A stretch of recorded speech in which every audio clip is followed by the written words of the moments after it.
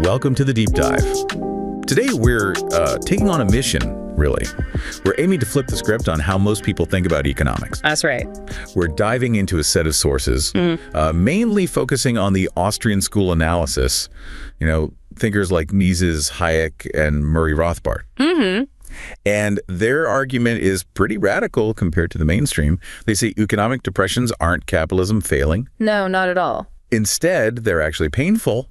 Yeah, but necessary corrections. Corrections to problems caused earlier by, government and central bank action. That is the absolute crucial distinction. You need to grasp that right away if you want to understand this perspective. Okay.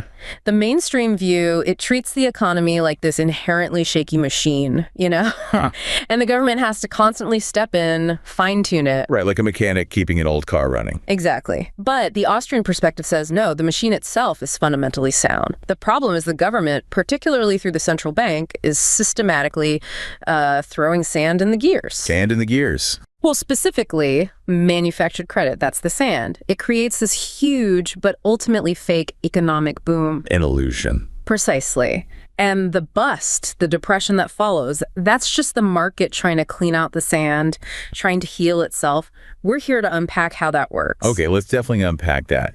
But maybe we start with something Rothbard highlighted, this idea of how we talk about economic pain. The language itself, he called it the euphemism epidemic. Oh, yeah, that's a fascinating angle. It's really about how we use language to, sanitize reality, semantic camouflage, as he put it. Camouflage, like hiding something unpleasant. Think about it in general terms first. As society gets more complex, we often swap out plain, blunt words for jobs with, fancier, softer titles. Like the undertaker becomes a mortician. Exactly. Or the janitor becomes the superintendent or custodial engineer or something. It's about making things sound less gritty, maybe minimizing discomfort. Okay, I get that for jobs. But applying that to economics, you're saying it goes beyond just politeness. It actually masks systemic failure. That's the argument. It becomes a political tactic. The history of the words we use for downturns is incredibly revealing. It's tied directly to political needs. So what were the old terms before the softening? Well, the older, much tougher terms were panic, that described the sudden financial crisis bit. Like the panic of 1907. Right, and then depression, which was the long, deep, miserable slump that often followed the panic. The 19th century, early 20th century, they were full of these panics and depressions. No bones about it. And then the big one, the Great Depression, kicking off with the panic of 1929. That must have changed everything, language-wise. Fundamentally, the sheer scale of that disaster, it created this collective political will, a decision that something like that must never, ever be seen to happen again. So first step, change the name. Pretty much the easiest step, yeah. They basically defined the word depression out of polite conversation. It became politically toxic. Too much baggage, too much failure implied. So what happened the next time a serious downturn hit? I'm thinking of the late 1930s. 1937-38, a really sharp, nasty slump. But it wasn't called a depression. Oh, no. It got a new label. Instantly rebranded. They called it a recession. Recession. Sounds much milder, doesn't it? Much milder. Manageable. Temporary. It sounds like something you can fix with a bit of, fiscal tweaking or monetary policy. Not a deep structural problem needing painful readjustment. And the linguistic softening didn't stop there, did it? Even recession started to sound too negative after a while. You got it. The sources point out that especially after the downturn in, 57, 58, the language got even weaker. We started hearing about downturns, slowdowns. My personal favorite is sidewise movements. Sidewise movements. That sounds like nothing's happening at all. Or pauses.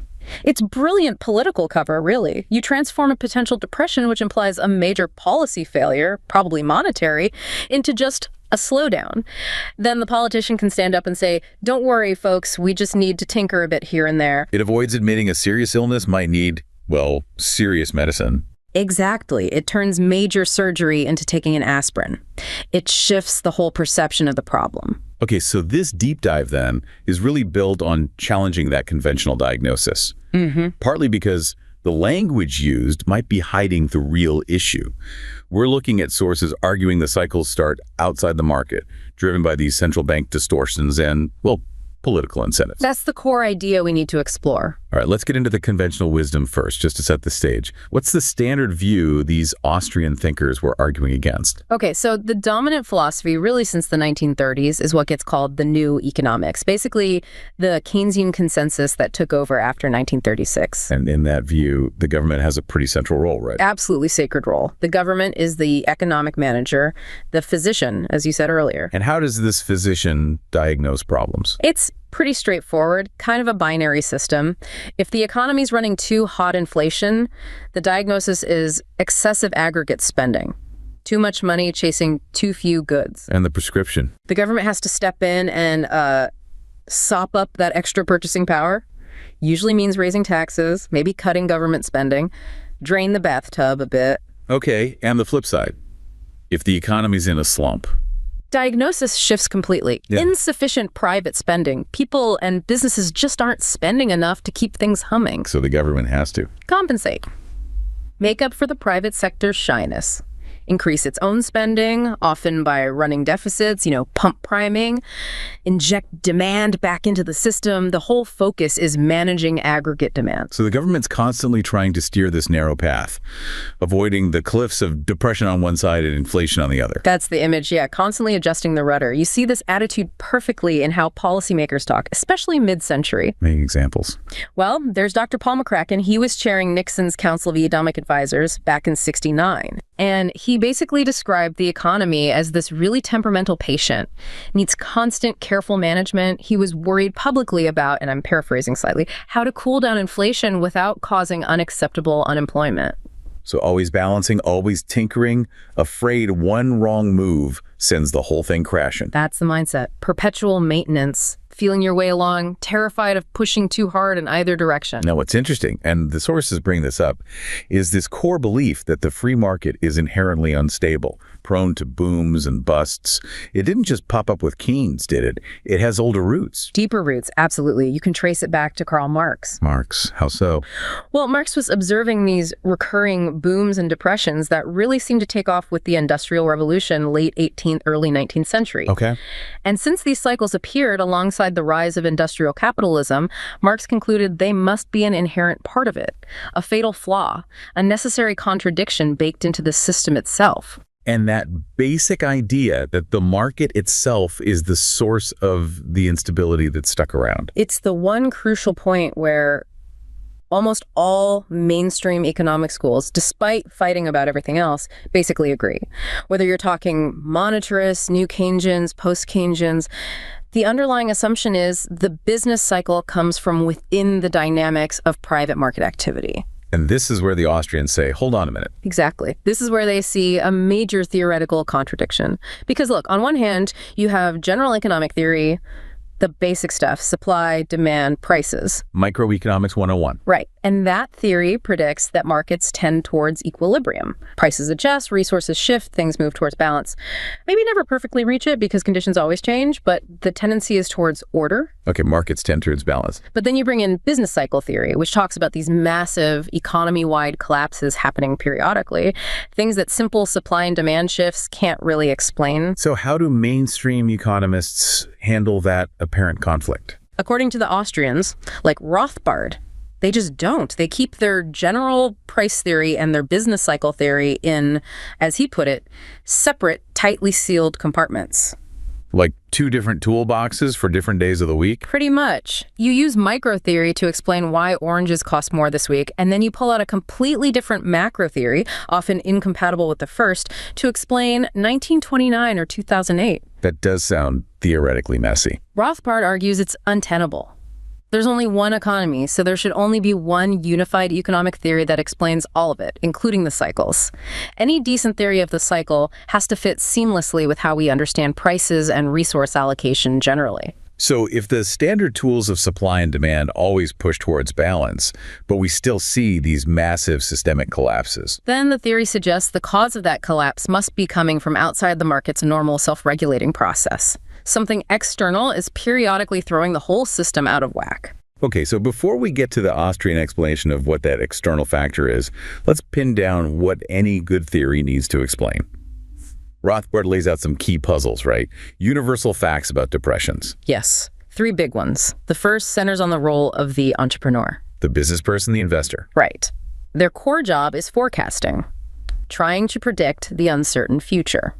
Every investment, buying machines, building inventory, hiring people, it's all a bet on what future costs and revenues will be. And the market usually sorts the good bettors from the bad ones. Ruthlessly.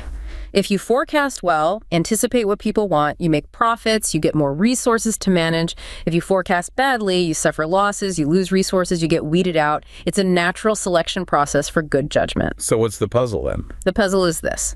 How is it that periodically, when a crisis hits, seemingly everyone gets it wrong at the same time? You see this sudden, massive cluster of severe losses across the board. It's not just the weak firms failing. No. It's the smart ones, too. The really astute business leaders, the ones the market has rewarded for years for being right, suddenly find their investments are duds all at once. It's like an epidemic of bad judgment. Which suggests the problem isn't just individual mistakes. Exactly. If only a few fail, that's normal market churn. But when almost everyone fails simultaneously, it strongly implies the signals they were relying on, prices, costs, interest rates, must have been systematically misleading them all. Like the GPS analogy you used earlier, everyone getting the wrong directions at the same time. Precisely. The fault isn't the drivers, it's the system feeding them bad information. And this point really undermines simpler explanations, like just blaming a general drop in consumer spending under consumption. It does, because think about it. Entrepreneurs forecast everything. Consumer tastes, tech changes, political shifts. If the only issue was that consumers were predictably going to spend less next year, why couldn't these expert forecasters see that coming? Their whole job is anticipating demand. Right. Why would they be totally and catastrophically unable, as Rothbard puts it, to predict this one specific drop in demand, if that's all it was? The error has to be rooted deeper than just misjudging consumer spending levels. Okay, cluster of errors is puzzle number one. What's the second universal fact? The second is the disproportionate fluctuation. This is maybe the most visible, defining feature of a boom and bust. Meaning that booms and busts are way, way more intense in the capital goods industries compared to consumer goods. Okay, define capital goods again. These are the producer's goods, things used to make other things.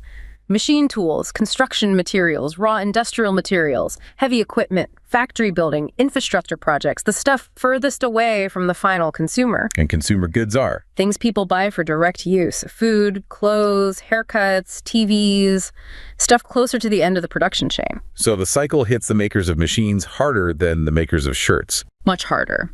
During the bust, retail sales, food sales, basic services, they fall last and usually least. The real pain, the deep collapse, happens in those capital goods sectors. Steel production, construction, mining, that's where you see the dramatic swings. Why is that significant? Because any theory that just blames a general fall in consumer spending can't explain the structural difference. Why would people buying less milk cause the factory construction industry to collapse 10 times harder? It implies the cycle isn't just about the level of spending, but about the structure of production getting seriously distorted. Okay, so a good theory needs to explain. 1, why the cycle happens repeatedly. 2, why you get this sudden cluster of business errors. And 3, why the pain is so much worse in the capital goods industries. Those are the key phenomena any successful theory must account for in a unified way. All right, let's start building the Austrian explanation. It goes back further than Mises, right? There were earlier insights. Absolutely. You have to look back to classical economists like David Hume and especially David Ricardo in the 18th and 19th centuries. They were already focusing on the institution of banking. Not the free market in general, but banking specifically. Yes. They zeroed in on the bank's ability to expand credit, to create loans and money beyond the actual amount of gold or silver they held in reserve. Fractional reserve banking. That's the mechanism. They saw that as the key to understanding why these cycles kept happening. So how did they see it working? Let's walk through the Ricardian view. Say, a boom starts because banks expand credit. Okay. So in a purely market-based system, money would be a commodity, like gold. No cycles there, just smooth adjustment. But banks start issuing notes or deposits, IOUs, that are theoretically redeemable in gold, but they issue more claims than they have gold to back them up. They're creating money out of thin air, essentially. Effectively, yes. Yeah. This new money floods into the economy. What happens? General price inflation. Domestic goods get more expensive. You get an inflationary boom. But Ricardo saw a natural correction mechanism even then, assuming no central bank yet. Right. Here's where market discipline kicks in. If English goods, say textiles, become more expensive due to this inflation, what happens? English people buy fewer English textiles and maybe more cheaper French ones. And the French buy less of the expensive English stuff. Precisely. Imports rise, exports fall. England develops a balance of payments deficit with France. Okay, so England owes France money. How do they pay? Not with English banknotes. The French can't use those easily. They demand payment in the universal money, gold. So gold starts flowing out of England to France. The bank's reserves are draining away. Exactly. The very foundation of their expanded credit pyramid is shrinking. They issued all these liabilities assuming only a few people would ask for gold back, but now gold is leaving the country steadily. So the banks start to panic. They have to. To avoid going bankrupt, they slam on the brakes, they stop making new loans, they call in existing ones, they contract credit sharply. And that's the bust. That's the bust. The money supply shrinks, prices collapse. Suddenly, English goods look cheap again. The balance of payments reverses, gold flows back in, and eventually stability returns. So in this early view, the Depression wasn't seen as a market failure, but as the necessary cleanup crew. It was the painful but necessary adjustment process, the market throwing off the distortions and excesses created by the artificial credit boom. Now, crucially, this Ricardian view already suggests the free market isn't the ultimate villain here. Right, because think about truly competitive banking still with no central bank. If one bank, say Bank A, gets ambitious and starts expanding credit wildly on its own, What happened? its competitors, banks B, C, and D, will quickly end up holding a lot of Bank A's notes or checks. People who got loans from A spend the money, and it ends up deposited in B, C, and D. Okay. What do banks B, C, and D do with Bank A's notes? They don't want to hold them. They present them back to Bank A and demand. Gold or cash. Right. They demand redemption in reserves. This would quickly drain Bank A's reserves and force it to stop expanding. Competition acts as a brake. So individual banks can't inflate for long on their own. How then do you get sustained system-wide credit expansion, the kind that fuels a really big boom? Only one way, according to this line of thought: government intervention. Specifically the creation of a central bank. Like the Bank of England or the Federal Reserve? Exactly. A central bank is a creature of the government. It's given special privileges, monopolies like the sole right to issue notes, or having its liabilities declared legal tender, and critically, it often requires commercial banks to keep their reserves with it. So it coordinates them. It forces them into what Rothbard called a cozy compulsory bank cartel.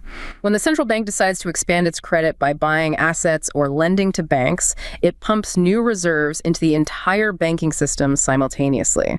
So now all the banks have more reserves and they can all expand credit together. Precisely. The central bank underwrites and encourages system-wide inflation. It removes that natural competitive check of banks demanding reserves from each other. So the modern recurring business cycle isn't a product of free banking. It's a product of centralized, government-managed banking enabling long-term credit expansion. Okay, that explains how the inflation happens systemically. But the Ricardian model didn't fully explain those other two puzzles, did it?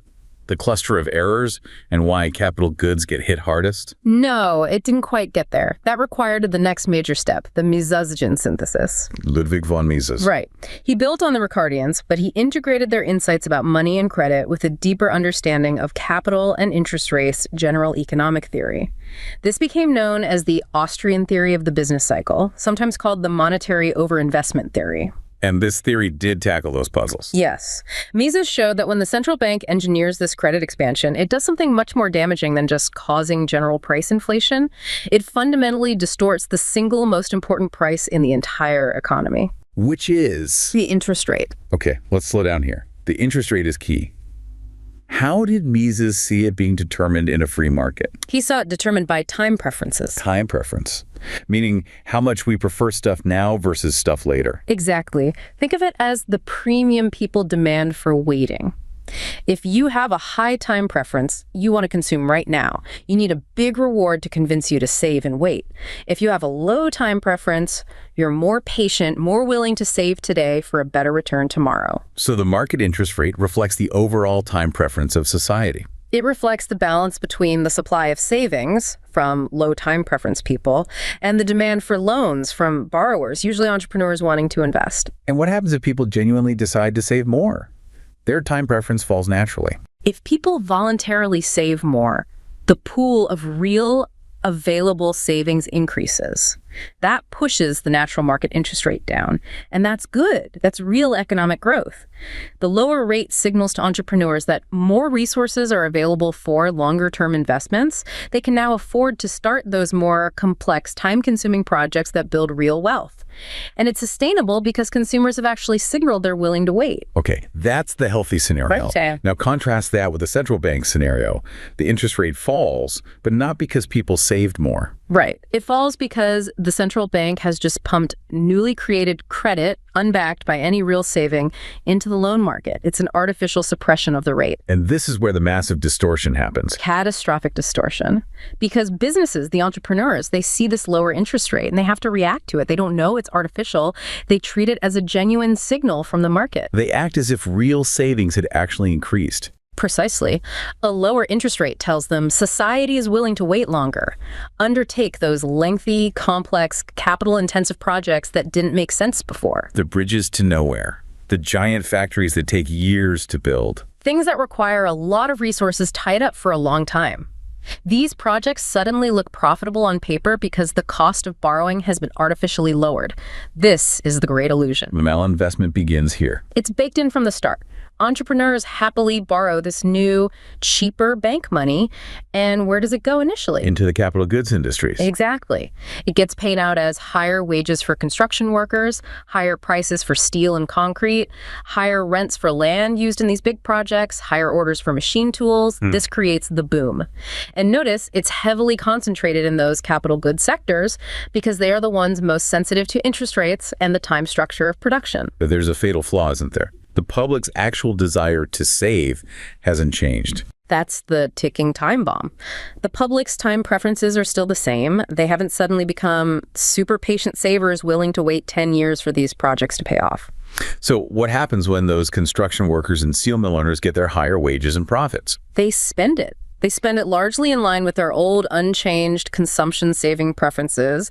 They try to buy more consumer goods, cars, clothes, vacations, whatever. And this spending starts pulling resources away from the long-term capital projects. It creates a tug of war.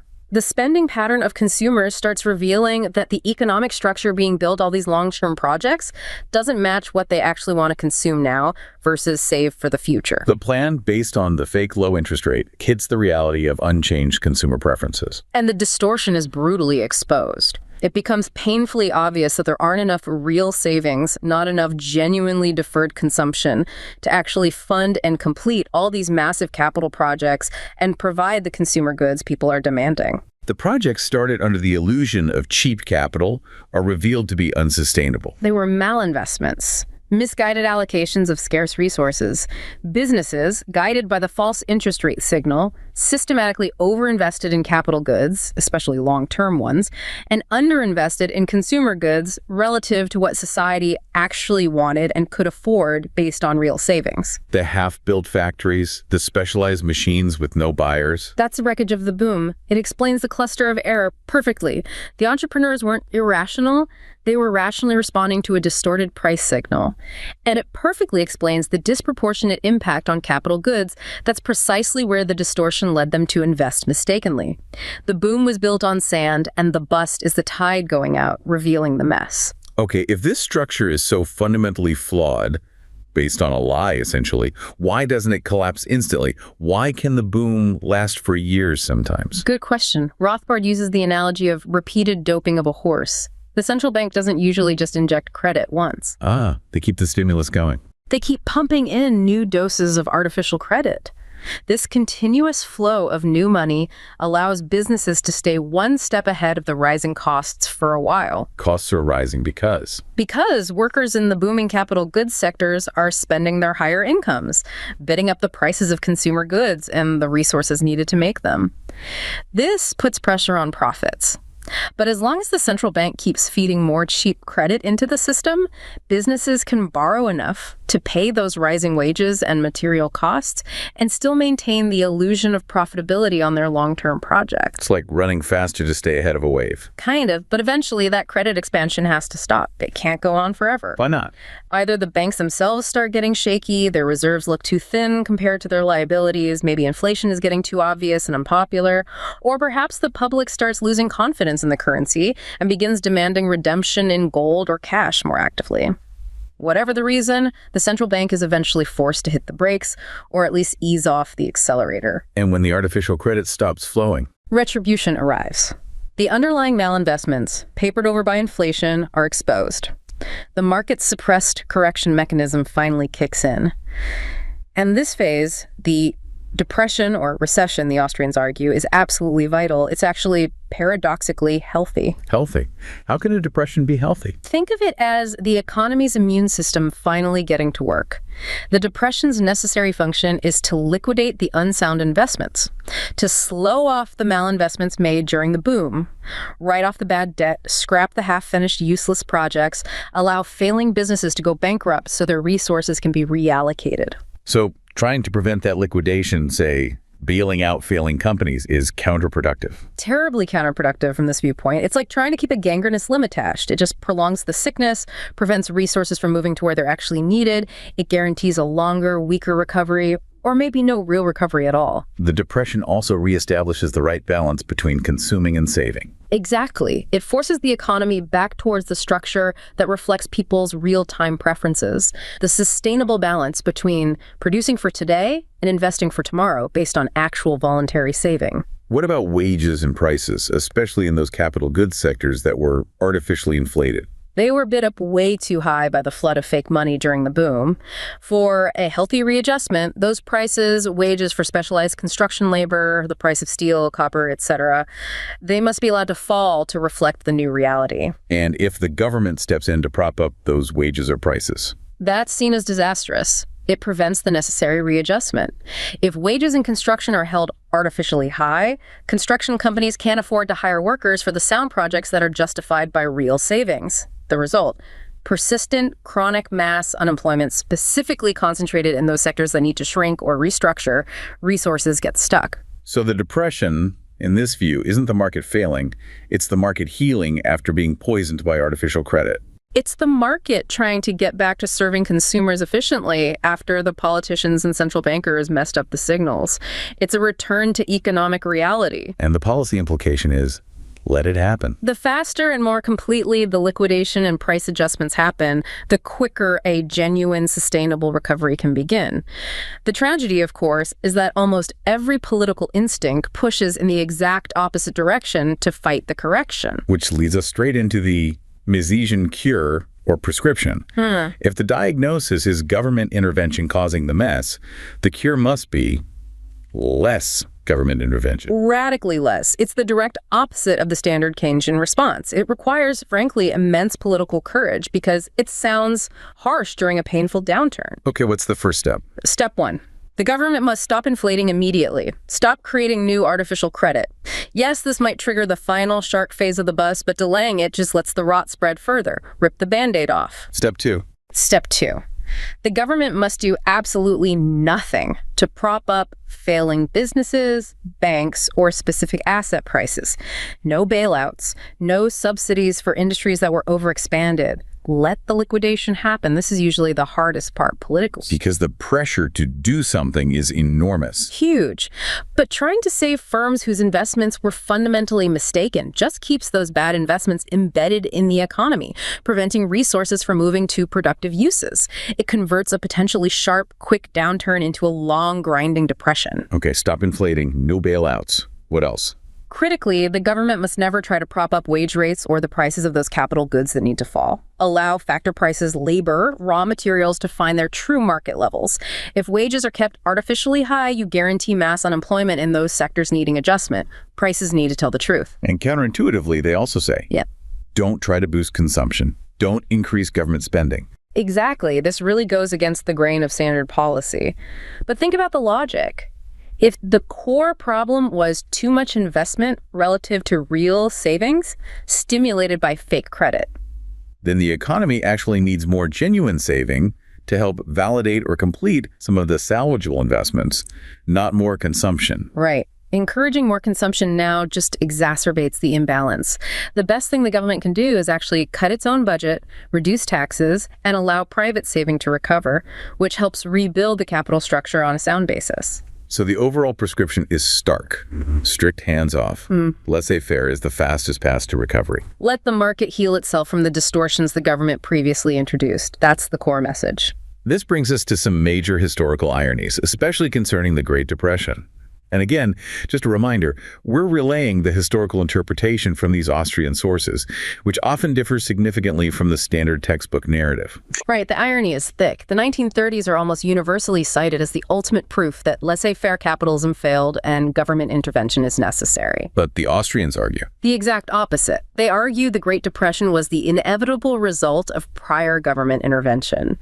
Specifically, the massive, sustained bank credit expansion engineered across the Western world during the 1920s, with the Federal Reserve playing a leading role. How did the Fed enable this? By not returning to a strict, genuine gold standard after World War I, that gave central banks, especially the Fed, the leeway to manage and expand credit in ways that wouldn't have been possible if they were strictly tied to gold reserves. They used this power extensively in the 20s. We often think of the 1920s president, Coolidge, as a symbol of minimal government. But the Austrian sources argue his administration, while perhaps quite rhetorically, oversaw and implicitly endorsed the Fed's inflationary credit policies. They argue these interventionist monetary policies laid the essential groundwork for the 1929 crash. The collapse wasn't the market failing on its own, it was the consequence of the preceding artificial boom. So if the 20s intervention set the stage, what about President Hoover, who came next? He's often portrayed as doing too little too late. Again, the Austrian view flips this entirely. They see Hoover not as a laissez-faire president, but as a proto-New Dealer, the one who actually pioneered the very interventionist policies that Mises warned would prolong the Depression. What specific Hoover policies are they pointing to? He did exactly what the theory said not to do. He pressured businesses to keep wages artificially high, even as prices were falling. He feared deflation and liquidation. He propped up failing banks and businesses through the Reconstruction Finance Corporation, RFC, trying to prevent the necessary write-offs of malinvestments. He signed the Smoot-Hawley tariff, which further damaged trade. He fundamentally rejected letting the market adjust prices and liquidate bad assets. So he actively fought the correction process. According to this view, yes. He used government power to try and freeze the distorted structure of the boom in place. And the sources argue that Franklin D. Roosevelt, who followed him, didn't really represent a radical break, but rather just expanded and institutionalized the same basic Hoover approach, propping up prices, wages, and failing ventures, and increasing government spending. And the result? In this interpretation, was transforming what might have been a sharp, painful, but relatively short post-boom correction like earlier depressions into an unprecedented decade-long Great Depression, characterized by chronic mass unemployment, precisely because the necessary adjustments were prevented. It's a very different narrative. And what about the predictive power of the Austrian theory itself? That's another key point they emphasize. Mises, Hayek, and others using this framework actually predicted a major crash and depression during the Roaring '20s, precisely when mainstream economists were proclaiming a new era of permanent prosperity managed by the Fed. They saw the artificial credit boom and knew it had to end badly. Yes. And interestingly, in the early 1930s, as the Depression unfolded, the Mises-Hayek theory was actually gaining significant traction among economists. It seemed to offer the best explanation for what was happening. Its prescription of sound money and liquidation was starting to get a hearing. But then, Keynes. Then came the Keynesian Revolution in 1936 with the general theory, and it just swept the Austrian explanation aside. The sources argue the Misesian theory wasn't really refuted logically, it was just forgotten, eclipsed. Why? Likely because the Keynesian approach offered politicians something much more appealing. A theoretical justification for doing what they wanted to do anyway, spend money, run deficits, intervene actively. It was politically far more convenient than the seemingly harsh laissez-faire cure offered by the Austrians. Okay, let's try to synthesize this. We've gone through a lot. What's the core takeaway for you, the listener, from this deep dive into the Austrian view? I think the absolute core is this. The business cycle, the recurring boom and bust, isn't some flaw inherent in free markets or capitalism. Instead, it's a direct consequence of systematic government and central bank intervention in money and credit.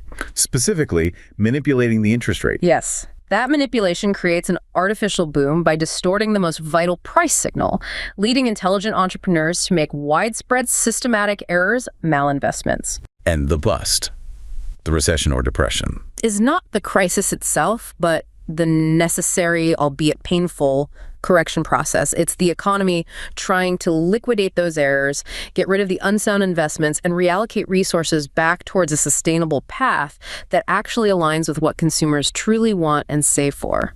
The cure, therefore, is almost the opposite of what we usually hear. Stop the artificial inflation, stop the bailouts, let prices and wages adjust freely, and allow the market to heal. It's a call for government humility and restraint, especially during the correction phase. Which brings us to a final thought, something for you to consider. If this theory holds, if real prosperity requires investment to be funded by real savings, not just manufactured credit, then how can governments, which are almost structurally driven by political pressures to spend, to deliver benefits, to seem like they're doing something, how can they ever realistically resist the temptation to use the central bank to create that credit, even if they understand the long-term costs? Is there a fundamental conflict between the short-term incentives of politics and the long-term requirements for sound economic health? That seems to be the dilemma highlighted by this entire line of thought. A provocative question indeed. Something to mull over. Well, that's about all the time we have. You've been listening to The Deep Dive from Wake Up and Smell the Freedom, where ideas percolate. Thanks for joining us as we continue to explore the ideas that shape liberty and continue to shape us today. Remember, the pursuit of liberty begins with understanding, and understanding begins with asking the right questions. Until next time. Bye-bye.